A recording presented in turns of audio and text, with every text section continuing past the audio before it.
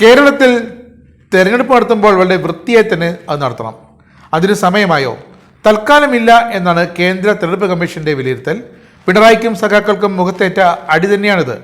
വയനാട് ദുരന്തത്തിന്റെ പേരും പറഞ്ഞ് ചുളുവിന് തെരഞ്ഞെടുപ്പിൽ കുറെ വോട്ടടിച്ചെടുക്കാമെന്ന പിണറായിയുടെ കാഞ്ഞ ബുദ്ധിക്ക് കിട്ടിയ തിരിച്ചടിയാണ് വയനാട്ടിലടക്കം തൽക്കാലം ലോക്സഭയിലേക്ക് ഉപതെരഞ്ഞെടുപ്പ് നടത്തുന്നില്ല എന്ന കേന്ദ്ര കമ്മീഷന്റെ തീരുമാനം. പാലക്കാടും ചേലക്കരയിലും നടത്തേണ്ട നിയമസഭാ ഉപതെരഞ്ഞെടുപ്പും തൽക്കാലം ഉണ്ടാകില്ല. തീയതി പ്രഖ്യാപിക്കാതെ കേന്ദ്ര തെരഞ്ഞെടുപ്പ് കമ്മീഷൻ ഒഴിഞ്ഞു മാറിയതിന് കാരണം കേരളത്തിൽ ഇപ്പോൾ വയനാട് രക്ഷാ ദുരിതാശ്വാസ പ്രവർത്തനങ്ങളുടെ പേരിൽ നടക്കുന്നത് നാടകങ്ങളും കോപ്രായങ്ങളുമാണെന്ന് നേരിട്ട് കണ്ടറിഞ്ഞു തന്നെയാണ്. കേരളത്തിൽ ലോക്സഭാ നിയമസഭാ ഉപതെരഞ്ഞെടുപ്പുകൾ നടത്തിയാൽ CPM അത് നന്നായി മുതലെടുക്കാൻ ഇറങ്ങിത്തിരിക്കുമെന്ന് കേരളത്തിൽ നിന്നും കേന്ദ്രത്തിന് റിപ്പോർട്ട് കിട്ടിയിരുന്നു. ഇതിന്റെ പിന്നാലെയാണ് മുഖ്യമന്ത്രിയുടെ ദുരിതാശ്വാസ നിധി എന്ന പേരിൽ ഒരു വ്യാജ വിവാദമുണ്ടാക്കിയെടുത്തതും. കോവിഡ് കാലത്ത് നിന്ന് വ്യത്യസ്തമായി വയനാട് വിഷയത്തിൽ തിരുവനന്തപുരത്തിരുന്ന് പിണറായി വിജയൻ ദിവസവും വാർത്താസമ്മേളനം വിളിച്ചു ചേർക്കുന്നതും ഷൈൻ ചെയ്യുന്നതും ഉപതെരഞ്ഞെടുപ്പിന്റെ മറ്റൊരു തരത്തിലുള്ള പ്രചരണ തന്ത്രങ്ങളാണെന്നും വ്യക്തമായിട്ടുണ്ട്. അതുതന്നെയാണ് വയനാടിന്റെ ഉപതെരഞ്ഞെടുപ്പ് ലക്ഷ്യമിട്ടുകൊണ്ട് സമാന്തരമായി മുസ്ലിം ലീഗ് നടത്തുന്ന പണപ്പിരിവ്. അത് തികച്ചും രാഷ്ട്രീയ പ്രേരിതമാണെന്നും കേന്ദ്രത്തിന് റിപ്പോർട്ട് ലഭിച്ചു. വയനാട്ടിൽ കോൺഗ്രസ് സ്ഥാനാർത്ഥിയെ വെട്ടി MP ആകാൻ കച്ചകെട്ടി കാത്തിരിക്കുന്ന ലീഗുകാർ തന്നെയാണ് ഇപ്പോൾ അവിടെ സമാന്തര പണപ്പിരിവിന് പിന്നിലും.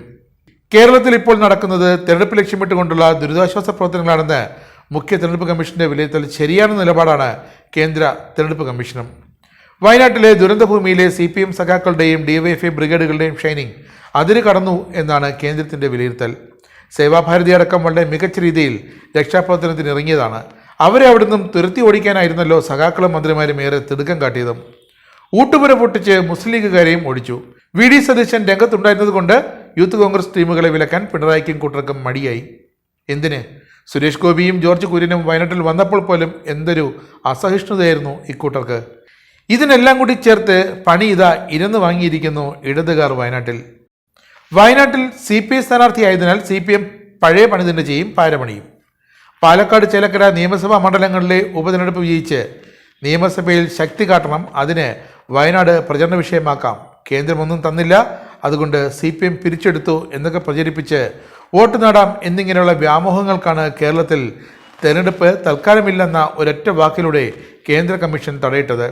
ഇനി സ്വാഭാവികമായും വയനാട്ടിലെ സർക്കാരിൻ്റെ പ്രവർത്തനങ്ങൾ എല്ലാം തണുക്കും. രക്ഷാപ്രവർത്തനം ഇതോടെ അവസാനിപ്പിച്ചതായി അറിയിപ്പ് വന്നിട്ടുണ്ട്. ഇനി പതുക്കെ മന്ത്രിമാർ വയനാട് ഇറങ്ങി തിരുവനന്തപുരത്തെത്തും. ഇനി ഇവിടെ ഇരുന്നാകും ദുരിതാശ്വാസ പ്രവർത്തനങ്ങൾ. പുതുമലയിൽ ചെയ്തതുപോലെ വയനാട്ടിലെ ജനങ്ങളെയും അനാഥരാക്കുമ്പോൾ അവരോർക്കണം, അവിടെയും ജനങ്ങളെ കാത്തിരിക്കുക കേന്ദ്രത്തിൻ്റെ ഇനി വരാനിരിക്കുന്ന പ്രഖ്യാപനങ്ങളാകും. എന്തൊക്കെ നേരിട്ട് കേന്ദ്രത്തിന് വയനാട്ടിൽ ചെയ്യാനാകുമെന്ന് കേന്ദ്ര സർക്കാർ പരിശോധിക്കുകയാണ്. കേന്ദ്ര സഹായമടക്കം നേരിട്ടാകും പ്രധാനമന്ത്രിയുടെ വിവിധ പദ്ധതികളിൽപ്പെടുത്തി വയനാട്ടിലെ ജനങ്ങൾക്ക് നൽകുക.